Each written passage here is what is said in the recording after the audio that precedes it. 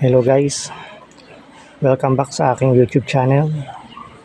Short review lamang tayo para sa ating cellphone holder version V5 ng Motowolf model 2830 sa halagang 415 pesos sa Shopee.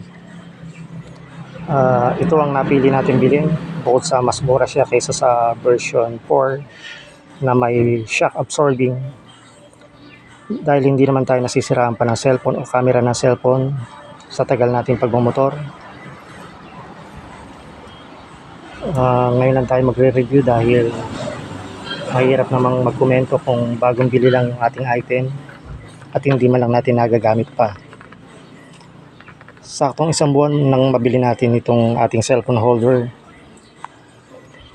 Naibiyahin na natin ito mula dito sa Giginto, Bulacan hanggang Padre Pio sa San Jose del Monte na may layong 35 kilometers, so 70 kilometers balikan.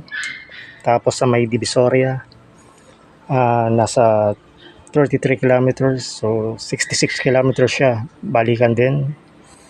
At sa Dinadjawan na may layo na 237 kilometers, kaya 474 kilometers balikan.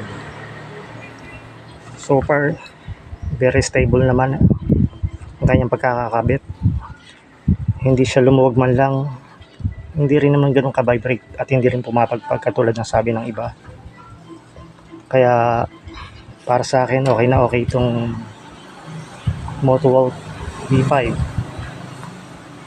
Bukod sa mas madali siyang maglagay ng cellphone at tanggalin kaysa sa version V3 na pipihitin pa bago makabit at tanggalin.